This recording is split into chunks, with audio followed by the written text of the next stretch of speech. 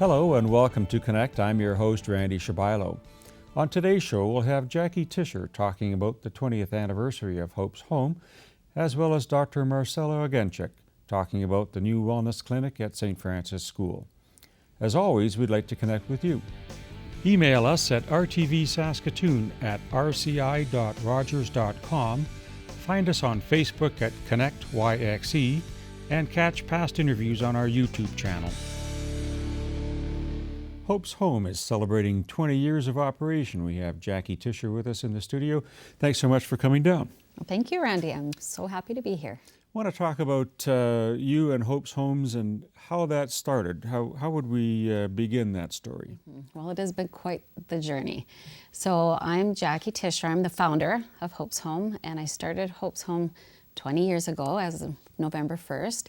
We started a little bit before that, just getting, organized as a charity and a corporation. But we opened our doors on November 1st for our first child with complex medical needs.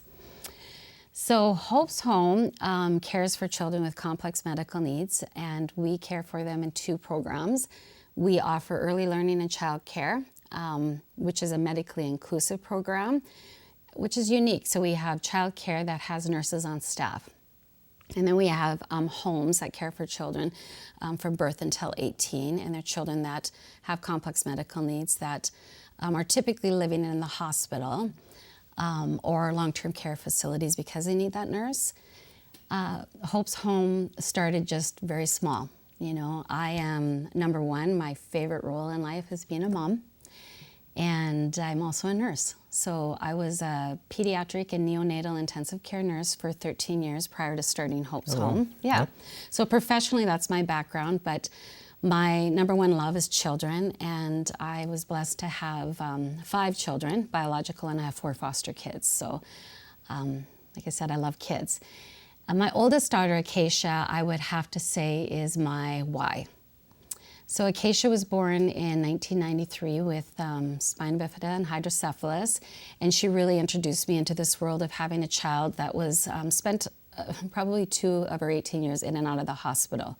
She had 18 surgery in 18 years, and as a mom and a nurse, being able to balance that healthcare aspect and seeing what they could do in the hospital and then going home and trying to work as a nurse, trying to find childcare for a child that had seizures, that had a shunt, that had medication, was extremely challenging.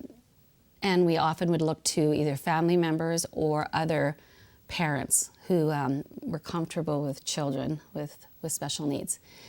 And she just threw me into that world and it changed my whole life. And like I said, I started fostering children that were living in the hospital. And one of those little girls had the same thing Acacia was born with spina bifida and hydrocephalus also. But she was even more medically involved. She was on tracheostomy and on life support. Okay. So very high needs little girl. And Hope, we really advocated for her to bring her home and advocated for the supports that we were lacking as a biological mom and dad. Who was going to provide care for her? She needed a nurse if I was going to go to work. Mm-hmm.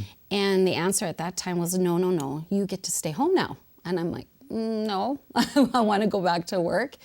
And I don't need to work full time, but I still wanted to keep my RN up, and I loved my job in intensive care. I wanted to keep doing it. And there just were no solutions. So, being her mom and Acacia, at that time she would have been about 9, going through those years of navigating a system that doesn't support our children in the community, that are, living and we're doing such great care in the hospital, in acute care, and that are going home with families with little support. If your child needs that nursing, we've got parents having to learn how to care for their kids, learning all those nursing procedures. And I was blessed that I am a nurse, but not a lot of parents are. Don't have that skill, Sure. Yep.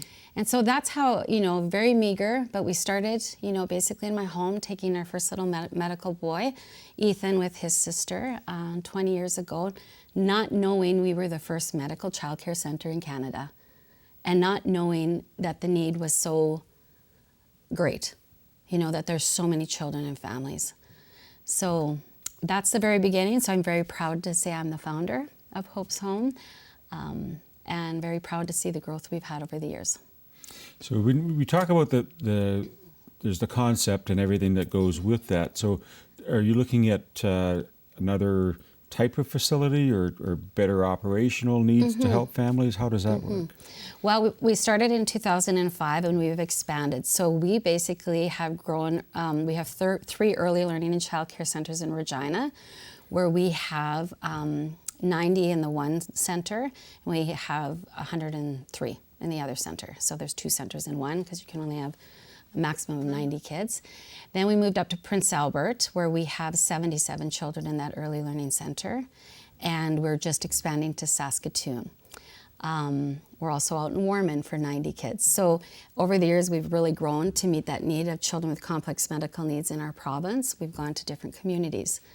In 2015, I talked about the other program, Our Homes. That started back in, actually 13, in Regina. We expanded up to Saskatoon for homes, and then up to Prince Albert too. And we have 33 beds in the province where children live with us from birth until 18, and we also provide palliative care in our homes. Wow. So if I was to get my head wrapped around it, those are impressive numbers, and the need is obviously great. Do you fund this on your own? Is there a capital campaign, or how does this happen? So we just came to Saskatoon last year, and I'm super excited to finally come and care for the children here in this community. Saskatoon has a great wait list. I think with a children's hospital here, many families have moved to being closer to the Jim Pattison Children's Hospital and access those acute resources and physicians. So we're able to provide that community care. So yes, we have launched a capital campaign for a 16,000 square foot facility for medically inclusive childcare. And we have a 90 space and a 54 space center that we will take children with medical needs, plus their siblings, plus children from the community. Wow. We hold 25% of our spaces, which would be 36 in that facility for kids with medical needs that need that nurse. I can't imagine going through that as a parent and grandparent of having to rely on that. So I bless your heart for doing what you're doing and the teams involved. If we have the capital campaign, is there operational things that are done by the province or something like that? So we partner with, obviously we're licensed with the Ministry of Education as a child care center, and with our homes it's through the Ministry of Social Services. So those are big funders for Hope's Home, but we do still have to fundraise. So right now with the capital campaign, that would go for the building, the renovations, all the equipment, the playground for that facility. And it's an $8.6 million capital campaign. And then with operations, there's still programs that we provide. So we provide physio-occupational and speech therapy. That's not funded as a regular child care, right? Yep. We have that nursing care, which is funded, but not all the extra things that Hope's Home does to make sure our children are included, not only in Hope's Home, but also in the community. So outings, transportation, all of that. So yes, we still fundraise for operations and for some of our programs. How do you see this, if I was going to fast forward something here for the next 3 years, 36 months, what do you see transforming in terms of parental ability to have their kids enrolled? Would you see the facility up and going inside 2 years, or what's the timelines for us? We actually have opened the 90 space. We're over halfway through our capital campaign, which is amazing because we're just 2 years into it, and we're finishing the last 43%, I think it is, that we need to raise, so we can open the other half. So that's what we're working on right now. I am excited. We can't open that until we've finished this campaign. And so we are, looking for the community support and donations to finish off the 54 spaces. This is a standalone facility. Yes. There's the Pattison's Children's Hospital. Yes. But this is a standalone facility, and as I'm learning more about it, it's where I would take my child with medical needs. Not necessarily every day, but they could live there. two separate things. So our childcare center is a Monday through Friday. Good Right. question, Randy. Yeah. Monday through Friday program, so parents can go to work. And then they pick them up at the end of the day. The nice thing about Hope's Home is they're coming, they're getting the nurses. We have our physical development consultant who's doing all the therapies every day to help our children with all those needs. And so mom and dad can be employed, and then at the end of the day, pick their children up and be mom and dad and a family at night and on the weekend. So no, this is a daytime respite childcare program, Monday through Friday. The homes, the children live with us 24 hours a day, and that's a different. And those homes are in Saskatoon. We have 3 actual homes, an 8-bed and 2 4-bed homes where the children live, and that is a separate program where it's considered long-term care until they move into the adult world, or we provide that end-of-life care in our home. Wow. So it's I guess, for the lack of a better description, for moms and dads that have the need to go to work and have daycare like other moms and dads, but with an added twist of some special care for their children. Correct. That's what you're doing. That's exactly it.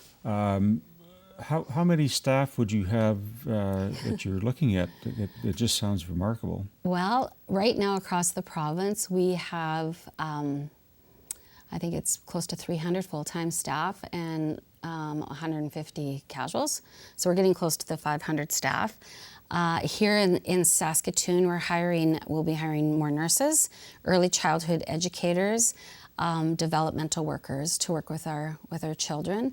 I think right now at that location there'll be over 40. Isn't that something? Yeah.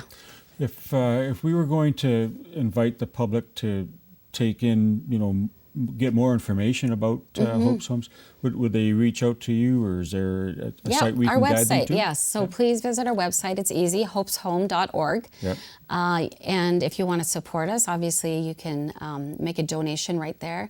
Right now with our capital campaign, just as every child that we care for with medical needs, and like my own kids, you don't know if it's 10 months or 18 years, but we always say, every moment counts. Every moment counts in these children's lives, and we want to partner not only with our government but our community, whether it's a corporation or individuals, to make a difference in the lives of our kids, because you just don't know. You just don't know, because life is so fragile and so precious, and if we can make every moment count for those kids, so they're having fun at Hope's Home, they're playing with their friends, they're being raised in an environment of acceptance and love and safety, why not? I can't thank you enough for coming down and sharing the good news story with us. I wish you all the best, and we'll be in touch soon. Oh, thank you, Randy. Stay with us, folks. We'll be right back.